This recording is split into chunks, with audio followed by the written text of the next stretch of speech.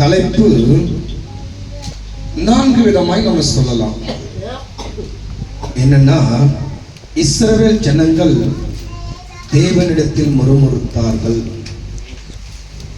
இஸ்ரவேல் ஜனங்கள் தேவனை பரீட்சை பார்த்தார்கள். இஸ்ரவேல் ஜனங்கள் தேவனை கோபப்படுத்தினார்கள். இஸ்ரவேல் ஜனங்கள் தேவனுடைய அதிசயத்தை பார்த்தார்கள். அல்லேலூயா. நமக்கு இந்த 4 தலைப்புல நம்ம எதை ஒன்னாலும் என்ன பண்ணலாம், தலைப்பு அந்த செய்திக்கு எடுத்துக்கொள்ளலாம். அப்படி இவர்கள் செய்ததுடைய பலன் என்ன, அதைதான் நம்ம இன்னைக்கு பார்க்க போகிறோம். அல்லேலூயா, அல்லேலூயா. அதனால இன்னைக்கு யாத்ராகமத்தின் புத்தகம், யாத்ராகமம்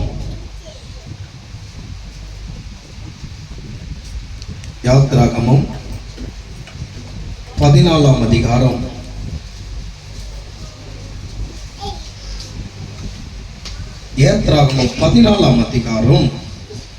11வது வசனத்தை வாசிங்க.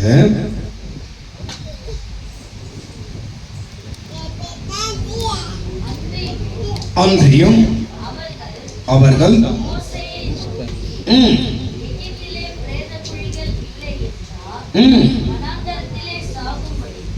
அல்லேலூயா. ஒரு நிமிஷம் நம்ம அப்படியே கண்களை மூடி கர்த்தரை நோக்கி பார்ப்போம்.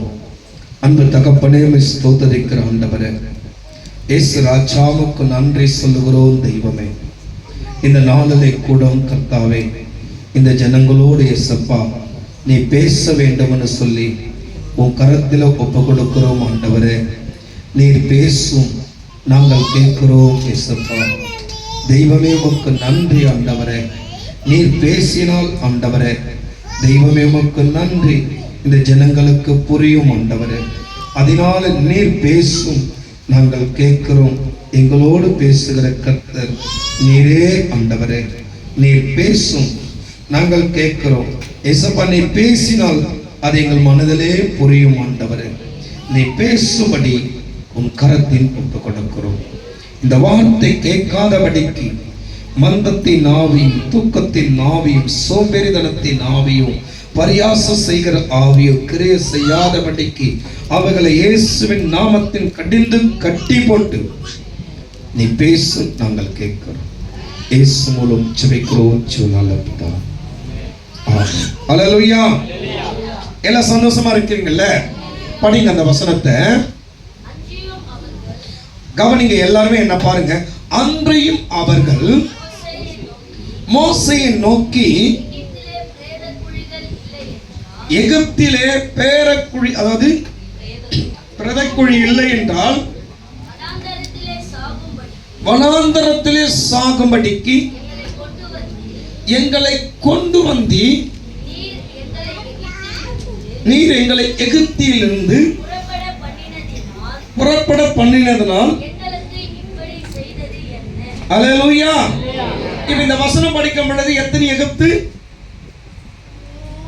இதை மட்டும் கொஞ்சம் கரெக்டா நோட் பண்ணினே வாங்கன்னா உங்களுக்கு விளக்கம் சொல்றேன். எத்தனை வாட்டி எகிப்து வந்து இருக்குது? யாரும் நோட் பண்ணி வச்சு, எத்தனை வாட்டி? 2 வாட்டி எகிப்து. இப்ப எகிப்து தேசம் எப்படி இந்த ஜனங்களை வைத்திருந்தார்கள்னா, அடிமைதனமா வைத்திருந்தாங்க. எப்படி வைத்திருந்தாங்க? அடிமைதனத்திலே. இந்த அடிமைதனத்தில இருந்து இந்த ஜனங்கள் இஸ்ரவேலை தேவனை நோக்கி முறையிட்டதை கர்த்தர் கேட்டபடினாலே மோசேயின் ஒரு மனுஷனை அழைத்து அவன் மூலமாய் அந்த இஸ்ரவேல் ஜனங்களை வழிநடத்தும்படிக்கு கர்த்தர் அனுப்புகிறார். 6ஆம் அதிகாரம் 2ஆம் வசனம். 6ஆம் அதிகாரம் 2ஆம் வசனம்.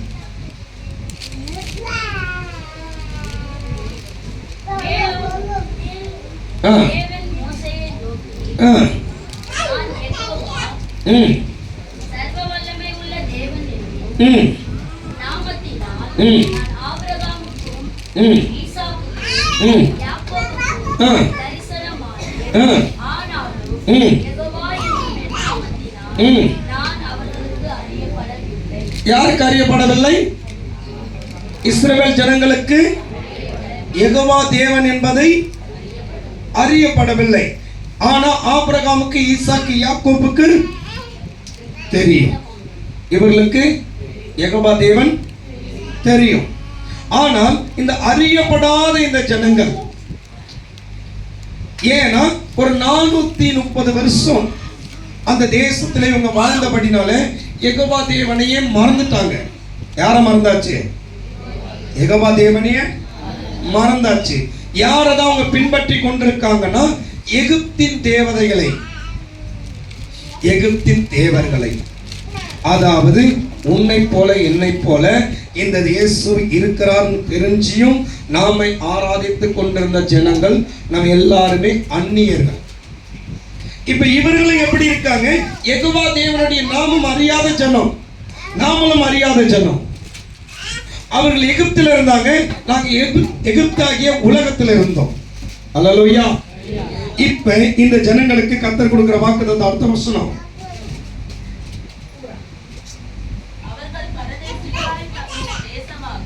அவர்கள் பரதேசியா. இப்ப நான் உங்களை பார்த்து பரதேசி சொன்னா எத்தனை பேர் கோபம் வரும்?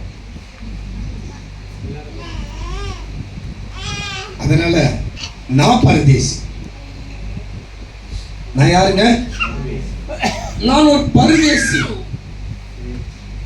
என் ஊரு, என் பெயர், நான் சென்னையில குடியுரிமை அனைத்து வைத்திருந்தாலும் நான் ஒரு பரதேசி. அதாவது விழுப்புரம் மாவட்டத்துல இருந்து இங்க வந்ததுனால பரதேசின்னு சொல்லல. நான் என்னுடைய குடியுரிமை முழுவதும் பரலோகத்துல சொந்தம். அல்லேலூயா. நான் எங்கத்துக்கு சொந்தக்காரன்? நீங்களா எங்கத்துக்கு சொந்தக்காரங்க? அப்ப நீங்க எங்க இந்த பூமியில யார் நீங்க? இப்ப சொல்லுங்க, யார் நீங்கெல்லாம்? யாருங்க? அப்பா மதுரப்பா, நீ யாரு? சவுண்டா சொல்லு. இதெல்லாம் வேணாம், கூட்டுலாம் வேணாம். நீ யாரு? நம்மெல்லாம் யாரு? பரதேசியா. எங்க வாழ்ந்தோம்? ஏன்னா பூமியில வாழ்ந்த நாம இயேசுவை ஏத்துக்காம சாவோமானாய் நமக்கு நரகம் இடம். நமக்கு சொந்தமான நரகம், அதுவும் அடிமதனத்து இடம். அங்கேயும் நம்ம பரதேசிக்கு நிலைமைதான். ஆனால் உன்னையும் என்னையும் கர்த்தர் ஒரு தேசத்தை வைத்திருக்கிறார்.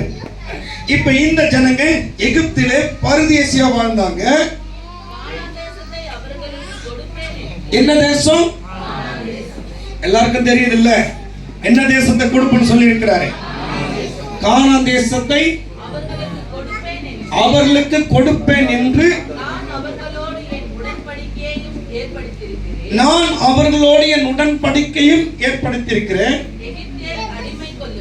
எகிப்தியர் அடிமை கொள்ளுகிற இஸ்ரவேலின் புத்திரரின் பெருமூச்சையும் நான் கேட்டு என் உடன்படிக்கையை நினைத்து ஆதலால்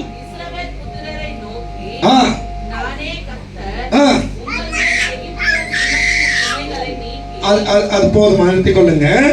இப்ப இதே போல நமக்கு கர்த்தர் ஒரு வாக்குத்தத்தம் பண்ணி இருக்கிறாரு. என்ன வாக்குத்தத்தம் பண்ணி இருக்கிறாரு? இப்ப அவங்களுக்கு கானான் தேசம் தருவன்னு சொன்னார் கர்த்தர். யாருக்கு? இஸ்ரவேல் தேசத்துக்கு கானான் தேசம். நமக்கு என்ன தேசம் தருவன்னாரு? இஸ்ரவேல் தேசத்துக்கு கானான் தேசத்தை தருவன்னு சொன்னார். நமக்கு என்ன தேசம்? என் சொந்த தேசம். பாடு பார்க்கலாம். இப்ப தெரியும் பாரு என்ன தேசம். அல்லேலூயா. நம் தேசம் என்ன தேசம்? நம்மளுடைய தேசம் என்ன தேசம்? நமக்கு வாக்குத்தத்தம் பண்ணி இருக்கிறாரு. இந்த வாக்குத்தத்தத்துல நமக்கென்று கர்த்தர் சொந்த தேசம் பரலோகம். அப்ப இங்கு என்ன பண்ணி கொண்டிருக்கோம்னா, நமக்கு தேவன் ஒரு வேலையை கொடுத்து, அப்ப இந்த இஸ்ரவேல் ஜனங்கள் கானான் தேசத்திலே ஆபிரகாமுக்கு சொந்தமா கொடுத்தாரு. நல்லா புரிஞ்சு கொள்ளுங்க. கானான் தேசம் யாருக்கு சொந்தம்? ஆபிரகாமுக்கு. அதே கானான் தேசத்துல ஈசாக்கு இருந்தாரு, அதே கானான் தேசத்துல யாக்கோபு இருந்தாரு. ஆனா இப்ப இஸ்ரவேல் ஜனங்க எந்த தேசத்துல இருக்கிறாங்க சொல்லுங்க? இப்ப இஸ்ரவேல் தேசம் எந்த ஜனங்க எந்த தேசத்துல இருக்கிறாங்க சொல்லுங்க? எந்த தேசத்துல இருக்க மாக்குறாங்க? மீனா எந்த தேசத்துல இருக்கிறாங்க? இப்ப கேட்கலாமா? நம்ம வேதத்தின் படி படிக்கிறோம்ல, எங்க இருக்காங்க? எதுக்காக எகிப்துக்கு தேவன் அனுப்பிவிட்டாரனால் மொத்தத்திலே 7 ராஜ்யம். நல்லா புரிஞ்சு கொள்ளுங்க, 7 ராஜ்யம்.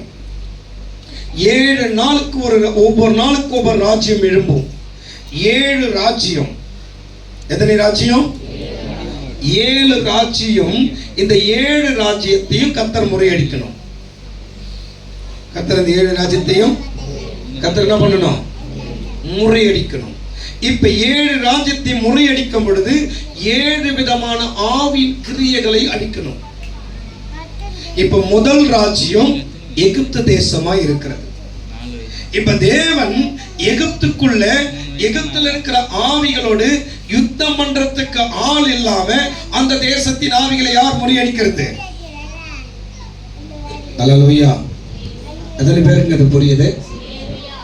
அப்ப எகிப்துக்குள்ள யோசேப்பை அனுப்பி, யோசேப்பு நிமித்தம் யோசேப்பு சகோதரர்கள் அவருடைய மனைவி பிள்ளைகளா 70 பேரா எகிப்துக்குள்ள தேவன் அனுப்பின காரணமே, எகிப்து தேசம் வல்லரசா மாறி எகிப்து தேசத்தின் ராஜ்யத்திற்குரிய ஆவி தன் பலன் கொண்டு எழும்பும் பொழுது அந்த ஆவியின் கிரியைகளை முழுவதையும் தேவன் அழிப்பதற்கு வைத்த திட்டம். அதனால எகிப்துக்கு அனுப்பினார். அதனால எகிப்தில் இருந்த அந்த ஜனங்கள் தேவனை அறியாத காலகட்டத்திலே அந்த தேவதைகளை நம்பி, தேவர்களை நம்பி இருந்தாங்க. இப்ப யெகோவா தேவன் யார் என்று காமிக்கும்படி ஒரு மோசேவை அனுப்பி அந்த மோசே நிமித்தம் இஸ்ரவேல் ஜனத்தெல்லாம் மீட்டுக் கொண்டு எகிப்தின் ராஜ்யத்தை கர்த்தர் அழிச்சார். எத்தனை பேர் விசுவாசிக்கிறீங்க? இன்னைக்கு இருக்குல்ல உலகிலே சாதிக்க, அதாவது 7 அதிசயமான இடம்னு சொல்லும் பொழுது எகிப்து தான் முதல் அதிசயம். முதல் அதிசயமே எகிப்துல தான் முதல் ஞானிகள். இப்படி எல்லாத்திலும் சிறந்தவர்களை முறையடிக்கிறதுக்கு அவர்களுடைய ஞானத்தை காட்டிலும் தேவன் பெரியவர் என்று தெரிந்து கொள்ளும்படிக்கு கர்த்தர் அந்த தேசத்துக்கு யோசேப்பின் வம்சத்தரை அனுப்பினார். அப்ப அங்க இருந்தாங்க. முதல் ராஜ்யம் முடிஞ்சது. அதே போல நீ நானும் இந்த பூமியில வாழுகிறவனா கர்த்தர் ஒரு நோக்கத்துக்கு வைத்திருக்கிறாரு. எந்த நோக்கத்துக்குனா, வரக்கூடிய 7ஆம் ராஜ்யத்திலிருந்து 8ஆம் ராஜ்யத்தை தோண்டக்கூடிய அந்தி கிறிஸ்துவுக்கு முன்பு நான் இந்த 7ஆம் ராஜ்யத்தின் ஆவியை அழிப்பதற்காக. எத்தனை பேருக்கு புரியுது? 7ஆம் ராஜ்யத்தின் ஆவியை அழிப்பதற்காக, அதுக்காக தான் கர்த்தர் உன்னையும் என்ன பண்ணிருக்காரு? பூமியிலே வைத்திருக்கிறார். இப்ப 40 நாட்கள் 40 வருஷம் இஸ்ரவேல் ஜனங்களை கர்த்தர் சுத்தி அலைந்து திரியும்படி பண்ணதுக்கு காரணம் என்னன்னா, 32 ராஜாக்களை ஜெயிக்கும்படி. எத்தனை ராஜாக்களை? 32 ராஜாக்களை அழிச்சு. ஏன்னா அவங்களுடைய கலாச்சாரம் இவர்களுக்குள்ளே வந்துடக்கூடாது. அவனுங்க ஆளுமை உரியவனா இருந்தா மீண்டும் இவங்களை அடிமைப்படுத்தி அவனுடைய கலாச்சாரம் உள்ள வந்துருவனு அந்த ராஜ்யத்தை எல்லாம் அழிப்பதற்காகவே 40 வருஷம் தேவன் என்ன பண்ணாரு? சுத்தர் விட்டார். எத்தனை பேருக்கு புரியுது? அதே போல என் தேசம் பரலோகம்னு எனக்கு கர்த்தர் நியமித்து வைத்தாலும் என் நிமித்தம் 7 ஆவியை நான் ஜெயிக்கணும். எத்தனை ஆவிங்க? ஒவ்வொரு மனிதருக்கும் போட்டி உண்டு. இங்க இருக்கிற அத்தனை பேர் நாசனம் எடுத்தவங்களா இருக்கலாம். 7 ஆவியின் போட்டிகள் நாம் ஜெயிக்கணும்.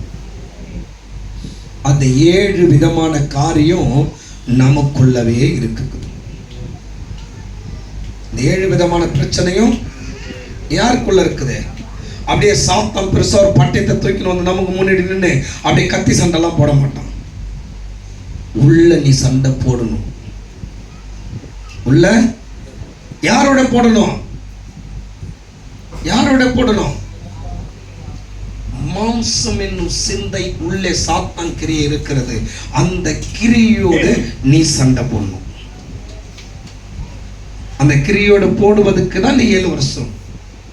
நீ அதை போட்டு ஜெயிச்சிட்டுனா நீ மேல போயிடலாம். நீ போட்டு நீ ஜெயிச்சிட்டுனா நீ மேல போயிடலாம். அந்த போட்டு ஜெயிக்கிறதுல உன் சாட்சி விளங்கும். போட்டு ஜெயிக்கிறதுல என்ன விளங்கும்? உன் சாட்சி விளங்கும். அந்த சாட்சி தான் அங்க கொண்டு போய் நிறுத்தும். அந்த சாட்சியை பார்க்கறதுக்கு தான் உனக்கு போட்டி. அப்ப யாருக்குள்ள என்ன விதமான சண்டை போடக்கூடிய அந்த பிசாசு இருக்குதோ அதை தான் நாம ஜெயிக்கணும். இப்ப இதுக்கு நம்ம போகணும்னா கலைத்தேர் புத்தகத்துல போன நம்ம ஈஸியா என்ன பண்ணலாம்? விளக்கலாம். கட்டாயம் இதை விளக்குகிறேன். ஆனா இப்ப இந்த இஸ்ரவேல் ஜனங்களை வழிநடத்தி கொண்டு வரும் பொழுது இந்த இஸ்ரவேல் ஜனங்கள் செங்கடலாண்ட வந்தவுடனே பின்னாடி பார்வோனுடைய சேனையும் முன்னாடி செங்கடலும் இருக்குது. இந்த இஸ்ரவேல் ஜனங்க கேட்கிற ஒரு வார்த்தை என்ன கேட்டதுன்னா, எகிப்துல பிதைக்குழி இல்லை என்றால் வனாந்தரத்துல தேவன் என்ன வாக்கு பண்ணார்? 6ஆம் அதிகாரத்துல கானான் தேசத்துக்கு கொண்டு போய் சேர்க்கும்படிக்கு தான் அழைத்தார். உடன்படிக்கை நினைவுபடுத்தினார். மீண்டும் கானான் தேசத்துல கொண்டு வந்து சேர்க்கதான் அழைச்சார். உண்மைதானே? உன்னை என்னைய பரலோகம் கொண்டு போய் சேர்க்கதானே கர்த்தர் அழைச்சாரு. ஆனா இந்த ஜனம் சிறுமைப்பட்ட இடத்தை என்ன பண்ணக்கூடாது? அடிமைப்பட்ட இடத்தை என்ன பண்ணக்கூடாது சொல்ல. ஆனா இந்த ஜனம் சொல்லுது எகிப்துல பிதைக்குழி இல்லை என்று வனாந்தரத்துல சாகும்படி. அப்ப இதோட நோக்கெல்லாம் எங்கதான் இருக்குது? எங்க இருக்குது? எகிப்துலதான் இருக்குது. கானானை நோக்கி கிடையாது.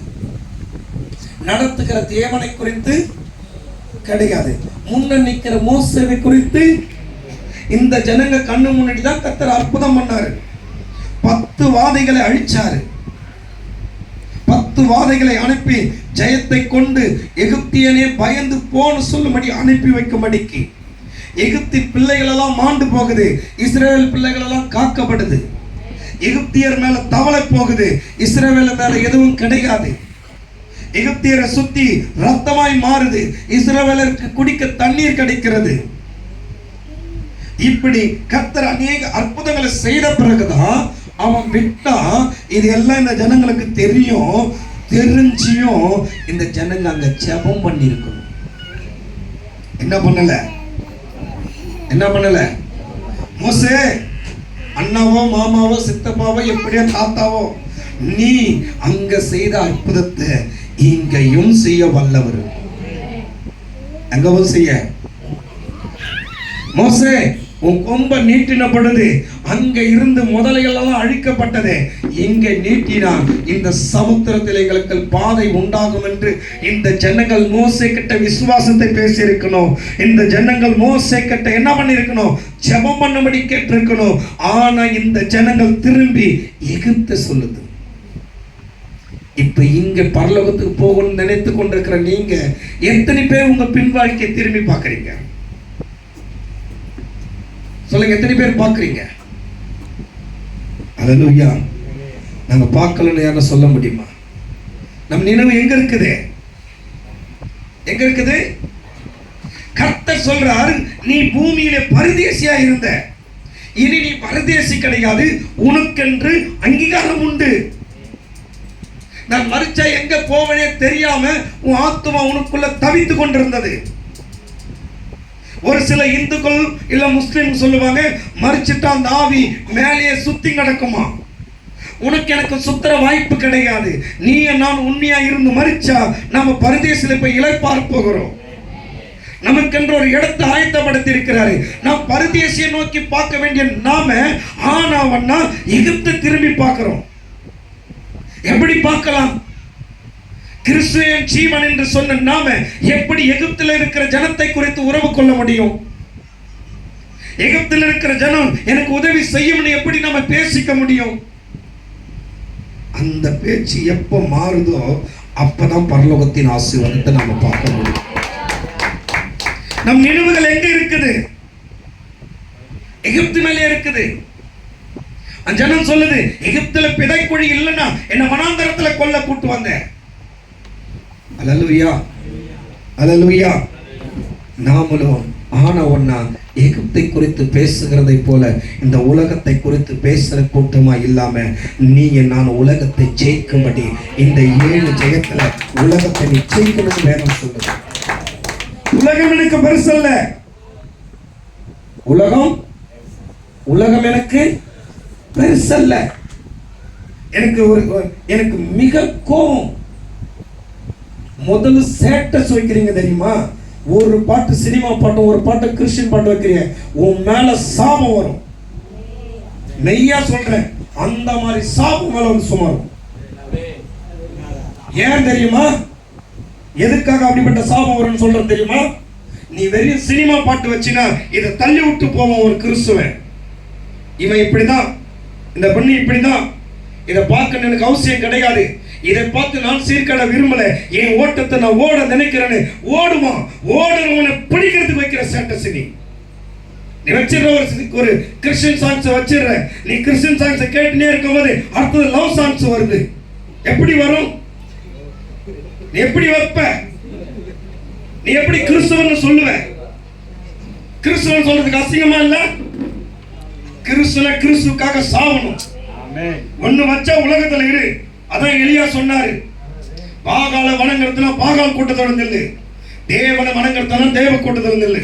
நான் பாகால் கூட நின்று பொங்கலுக்கும் கை நீட்டுவேன், நான் இங்க நின்று போரைக்கும் கை நீட்டுவேன். வேண்டாம், கர்த்தருடைய சாபம் வரும். ஏன்னா இது கிறிஸ்துவ ஜனத்தை வஞ்சிக்கிற வஞ்சகம். இதுதான் நம்ம படிச்சோம்ல, அநேக கூட்டம் எழுப்பி உங்களை வஞ்சிப்பாங்க. இது வஞ்சகம்.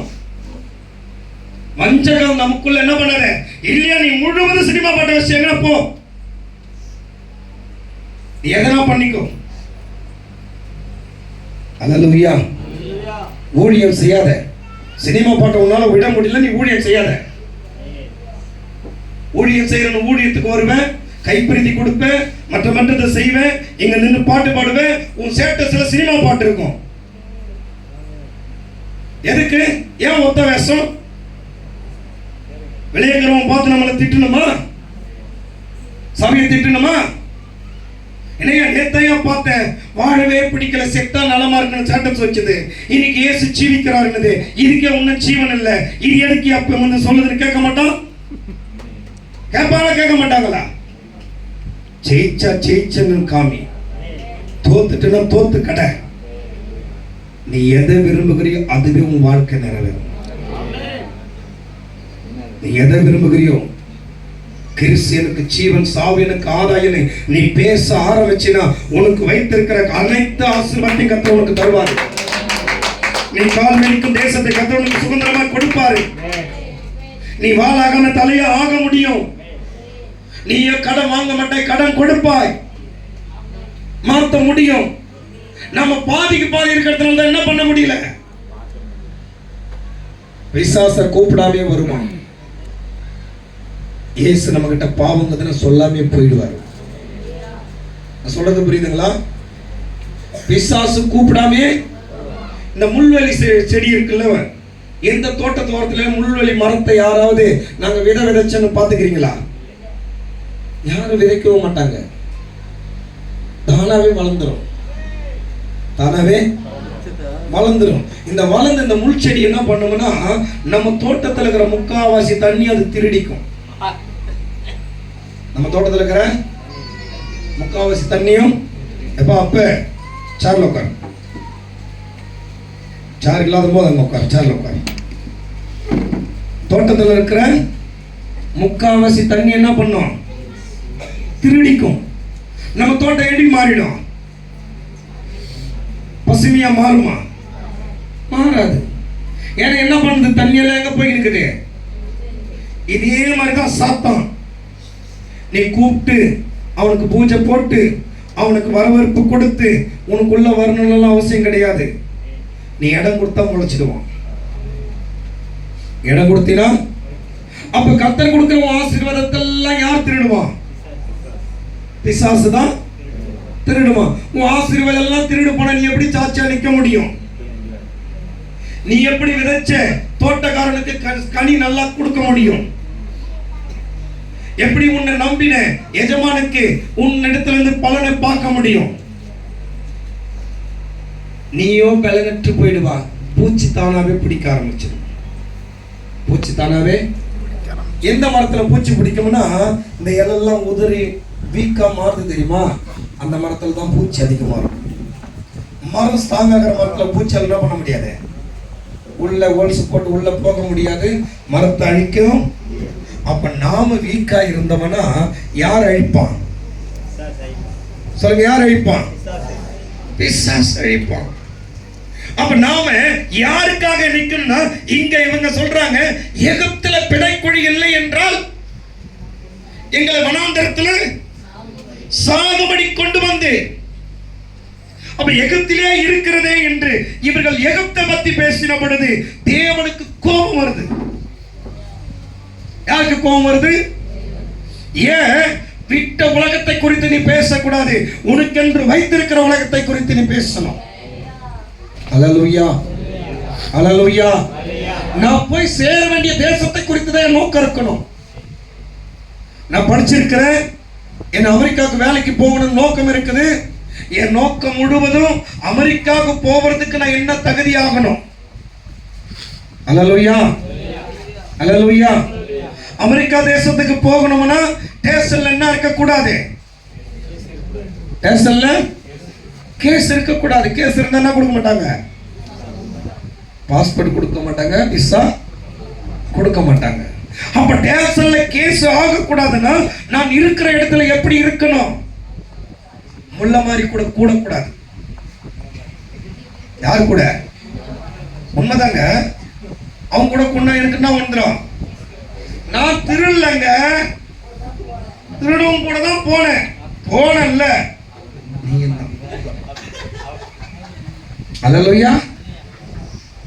போனவனுக்கு தான் என்ன உண்டு?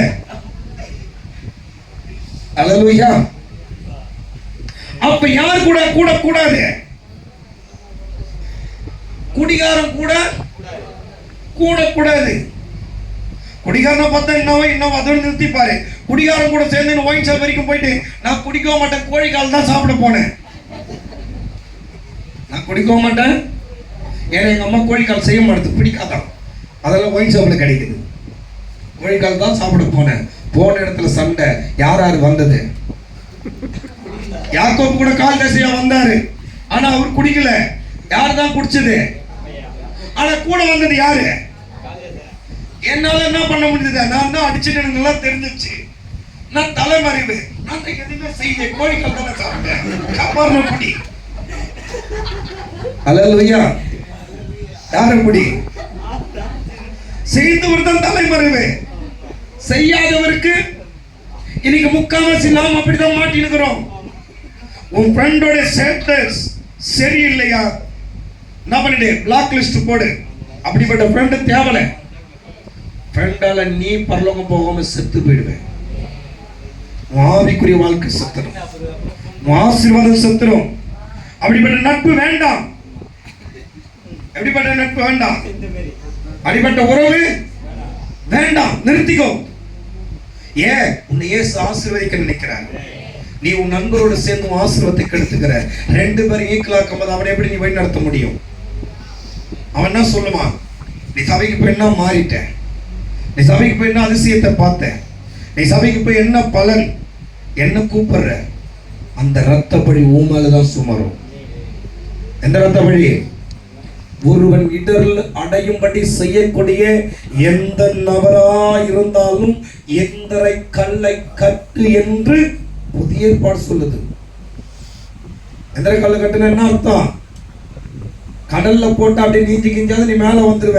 கல்ல கட்டியாரி கூட உள்ள தப்பி தவறி மேலேயே. நாங்க தான் இது வரைக்கும் பாக்குற பாஸ்டர் 20 வருஷம் ஆச்சு, 25 வருஷம் ஆச்சு. ஒசாமா பிள்ளைடைய உடம்பு மட்டும் கடல்ல இருக்கிறது தெரியும். ஆனா ஒரு கிறிஸ்துவனை கூட கடல்ல நான் தான் கேள்விப்படல. உன்னை நேச்சுரலா கடல்ல இருக்கிறது வேற, உன் ஆவிக்குரிய வாழ்க்கை கடல்ல இறங்கிடும். உன் சமுதாயத்துக்குரிய ஆசீர்வாதம் கடல்ல இறங்கிடும். உனக்கென்று இருக்கிற உயர்வின் பேரு கடல்ல இறங்கிடும். உன்னை ஒருவரும் மதிக்க முடியாதபடிக்கு நீ கடலில் தத்தளிக்கும் நிலையாய் மாறிடும். அதனால நான் எகிப்தை விட்டு வந்தவனா எகிப்துல தான் சினிமா பார்த்தோம், எகிப்துல தான் குடிச்சேன். நான் என்ன பத்தி பேசிக்கிறேன்? எகிப்துல தான் சூதாடினேன், எகிப்துல தான் தாயபாஸ் போட்டேன், எகிப்துல தான் பலகரை போட்டேன், எகிப்துல தான் பல்லாங்குழி ஆடினேன், எகிப்துல தான் கோழி ஆடினேன். எகிப்தை விட்டு விலகி வந்த பிறகு மீண்டும் எகிப்துடைய விளையாட்டு எதுவும் எனக்கு டைம் பாஸ் பண்ண கூடாது. எத்தனை பேருக்கு புரியுது? உனக்கு டைம் பத்தல, உன்னோட இருக்கிற மனவளர் பேசுறாரு, உன்கிட்ட வந்து கேட்கிறாரு, உன் வீட்டை எப்படி கட்டணும்னு கேட்கிறாரு, உன் வீட்டு வாசல்ல என்ன தூண் வைக்கணும்னு கேட்கிறாரு, உன் வீடு எவ்வளவு பெருசா மாறணும்னு கேட்கிறாரு. நீ என் கூட எவ்வளவுக்கு எவ்வளவு உறவாடி என்கிட்ட எவ்வளவுக்கு எவ்வளவு ரகசியத்தை சொல்றியோ அவ்வளவுக்கு அவ்வளவு நான் உனக்காக என்ன பண்ண போறேன்? பரலோகத்தை ஆயத்தப்படுத்த போறேன். பரலோகத்தை ஆயத்தப்படுத்தணும்னு நினைக்கிறவரு இந்த பூமியில உன்னை வேலைக்கு அனுப்பினவரு சம்பளம் கொடுக்காம விடுவாரா? நான் கேட்பது புரியுதா? வேதத்திலே வசனம் இருக்குது, ஒருவனுடைய உழைப்பை உறிந்து கொள்ளக்கூடிய எவனுக்குமே சாபம் வரும். அவனவனுடைய உழைப்புக்கேற்ற பலனை அவனவனுக்கு என்ன பாருங்க, அவனவனுடைய உழைப்புக்கேற்ற பலன் அவனவனுக்கு கொடுத்த நான் உன்னை ஆசீர்வதிப்பேன்னு கர்த்தர் சொல்றாரு. அப்ப ஓனர்களுக்கு சொன்னவரு, அப்ப கடையில் இருக்கிறவர்களுக்கு சொன்னவரு, மற்றவர்களுக்கு சொன்னவரு, நம்மளுடைய ஓனர் எஜமாக இயேசு கிறிஸ்து இந்த பூமியில ஊழியம் செய்ய உனக்கு உயர்வை கொடுக்காம விடுவாரா? நிச்சயம் கொடுப்பாரு, நிச்சயம் ஆசீர்வதிப்பாரு. உலகத்தின் மனிதனை காட்டிலும் நீ உயர்ந்திருக்கும்படி உன்னை உயர்த்துவதே அவருக்கு பிரியம். உன்னை பார்க்கும் போது அவன் பார்க்கணும், பரலோகம் தான் அவங்களுக்கு சொந்தம் நினைச்சேன், பூமியிலே அவங்களுக்கு சொந்தமானது எல்லாத்தையும் கொடுக்கிறார். அல்லேலூயா. அப்படி பார்க்கும் அளவு நம்மளை ஆசீர்வதிக்கிற கர்த்தர் தான் நம்ம கர்த்தர். ஆனா ஏன் வரல? நம்ம என்னெல்லாம் எங்க இருக்குது? இப்ப நீங்க எல்லாம் சொல்லுவீங்க, பாஸ்டர் நீ ஏன் மாறல? அதானே உங்க நினைவு, அதானே என்ன நிறைய இருக்குது, போயிடுச்சு டைம். 10 நிமிஷம் என்ன பேசுறதுனே தெரியல. அல்லேலூயா, அல்லேலூயா, அல்லேலூயா. இன்னும் நிறைய இருக்குது, 10 நிமிஷம் என்ன பேசுறதுனே தெரியல. 17ஆம் அதிகாரம் 3ஆம் வசனம், யாத்ராகமம் 17ஆம் அதிகாரம் 3ஆம் வசனம்.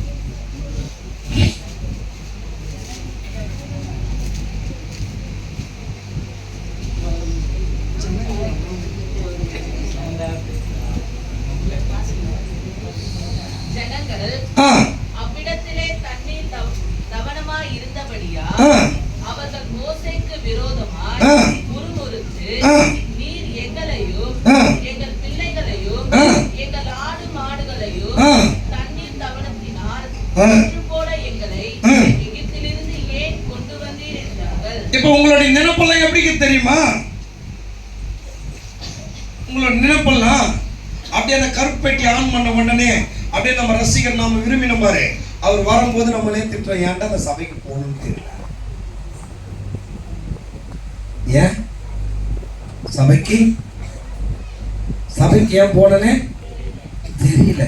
இங்கே இருந்திருந்தா புது படம், விஜய் படம் ரிலீஸ் ஆகுது, அஜித் படம் ரிலீஸ் ஆகுது, வீட்டுக்காரர்கிட்ட சண்டை போட்டா டிக்கெட் எடுக்க சொல்லி தேட்டருக்கு போயிருக்கலாமே.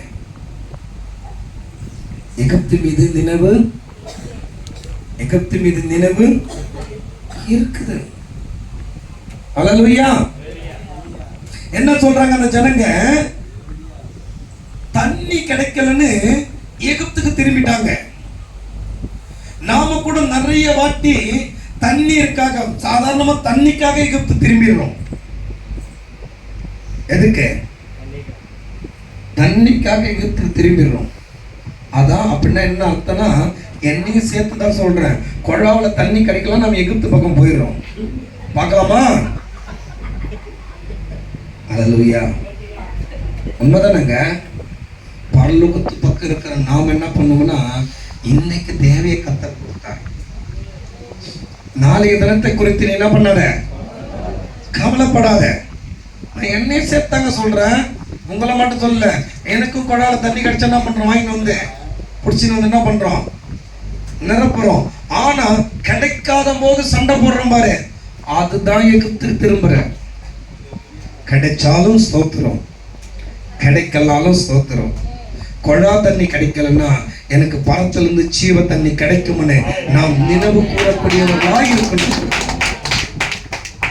என்ன பண்ணணும், நமக்கு உப்பாலத்துக்குள்ளதான் சபை இருக்குது, ஆனா சர்ச்சுக்கு ஒரு கூட தண்ணி கொடுக்க மாட்டோம். விசுவாசி கேட்டா சுத்தி தான் இருப்போம். ஓடு ஓடு பாஸ்பீட்ல பத்திக்கணும், ஓடு. போய் சொல்லுங்க, உண்மையதான் சொல்றோம். எதனா ஒண்ணு எங்க ஓடு, பாஸ்பீட்டுக்கு ஓடு. அல்லேலூயா. என்னன்னா நாம அடிக்கடிக்கு எது நாவலத்திலே இருக்கிறோம்.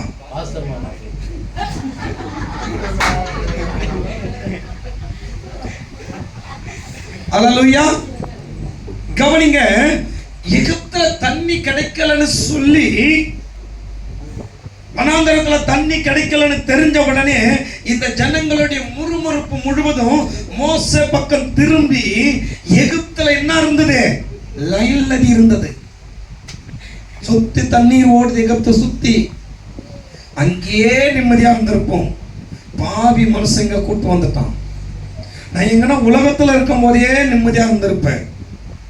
நல்ல 4 பேர் கூட உட்காந்துன்னு பரியாசம் பண்ணிக்கின்னு ஊர் கதையை பேசிக்கின்னு, இங்க வந்தா ஊர் கதையை பேசாதன்றான். இங்க வந்தா ஊர் கதைய பேசாதன்றாங்க. அங்க உட்காந்து அப்படியே காலையில உட்காந்து இருக்கிற இடத்துல, நான் உங்களை சொல்லங்க, என்ன சொல்றேன், காலையில ஒரு 5:30 மணிக்கு ஒரு டப்பால தண்ணி எடுத்துக்கினேன், ஆத்திரம் கட்டு எடுத்துக்கினேன், சாயங்காலம் 5:30 மணி வரைக்கும் 12 மணி நேரம். அதை யோசிக்கும் போது இப்ப என்ன தோணுது, நிஜமா 12 மணி நேரம் அங்கே உட்காந்து பல்லு வளர்க்கறது கிடையாது, கட்டாட வேண்டிதான். யாராவது ஆத்திரத்துக்கு கொஞ்சம் தண்ணி ட்ரம்ஸ் அந்த ட்ரம் கடை வழியா ஆத்திரம் அப்படி வந்தாங்கன்னா அவங்க கிட்ட கொஞ்சம் தண்ணி வைக்க வேண்டியதான், டப்பால வாங்கி பிடிக்க. எந்த தண்ணி நிஜமா நான் பண்ணவேன், அதனாலதான் ஒரு தைரியமா சொல்றேன். நானு சேர்ந்தவன். அதிகம் பல்லுக்கு லீவ் விட்டாச்சு. எங்க இருந்த நானே, சாத்தான் வந்து சொல்றான், ஏய் சூதாடி கொண்டே பல்லு வளர்க்கணும். சி, ஆடு மாடெல்லாம் பல்லு வளர்க்குதா, நீர் வளர்க்க போற விளையாடு. அல்லேலூயா. ஜெயிச்சா வேண்டிதான், தோத்துட்டா இஞ்சி துண்ண குரங்கு மாதிரி பக்கத்துல உட்காந்துன்னு ஏதாவது என்ன பண்ணேன், காலி கொடு. நான் தோத்துட்டேன், காலி காசு கொடு. லாஸ்டா ஜெயிச்சவர் என்ன பண்ணுவாரு, ஒரு 100 ரூபாய் தோத்தவருக்கு ஒரு 5 ரூபாய்க்கு என்ன பண்ணுவாரு, கொடுத்துட்டு போவாரு. அதுல இந்த பக்கத்துல இருக்கிற குரங்கு செல்லாம், அவருதும் இந்த கற்பனை ஜெயிச்சுட்டாங்கன்னா அமுக்கலாம். இவங்க ஜெயிச்ச உடனே இவங்க ஒரு ஓட்டம் ஓடுவாங்க, ஓட்டப்பந்தி. ஏதாவது ஓடி போய் எதனா ஒரு ஹோட்டல்ல உட்காருவாங்க. கூடவே ஓடினவனுக்கு தான் கிடைக்கும், ஓட முடியாதவனுக்கு கிடைக்காது. ஆனா அவங்க தோத்துட்டாங்கன்னா ஜெயிச்சவங்க கிட்ட அங்கேயே மட்டி வாங்கிக்குவாங்க. அங்கே அந்த லாயர் வாங்கிடுவாங்க, லாலாம் பேசுவாங்க பயங்கரமா. என்ன பண்றது கொடுத்து. இன்னைக்கு நேரம் கிடைச்சிருச்சு, கத்துரு எனக்கு 3 நேரம் ஊழியர் ஒன்னும் வரல, ஆனாலும் எனக்கு ஆண்டவர் வேலையில இருந்து பிரி கொடுத்துட்டாரு, எனக்கு டைம் போகலன்னு 2 கட்டு வாங்கிட்டு போயிட முடியுமா? 2 கட்டு வாங்கிட்டு போனா இந்த துணியெல்லாம் தானே என்ன பண்ணிடும், அப்படியே ஜிப்பா மாதிரி சத்தம் வரும், அப்புறம் சத்து மாதிரி அப்படியே மணி நாங்கும். கடைசியில் அதுவும் இல்லாம ஒரு லிங்க மேல போட்டு எதுக்கு எகிப்துக்கு போயிட்டேன், யார் வந்தாச்சு. இப்ப உங்களுடைய நினைவு எங்க இருக்குது? நீங்க ஆசீர்வதிக்கப்படுவதற்காக தான் இதை பேசுறேன். திரும்ப திரும்ப இந்த உலகத்தை நினைக்க கூடாது. திரும்ப திரும்ப இவங்க திரும்ப திரும்ப யார பேசுறாங்க, 2 காரியத்தை திரும்ப திரும்ப பேசுறாங்க. 2 காரியத்தை இப்ப அங்க பேசுனாங்க, யாத்திராகம் 14ஆம் அதிகாரத்துல பேசுனாங்க. முறுமுறுத்தாங்க. கர்த்தர் தேவனை நோக்கி ஒரு அற்புதம் செய்தாரு. அந்த அற்புதத்தை மட்டுமே நம்ம நிறைய பேருக்கு பிரசங்கித்துட்டோம். எந்த அற்புதத்தை மட்டும்?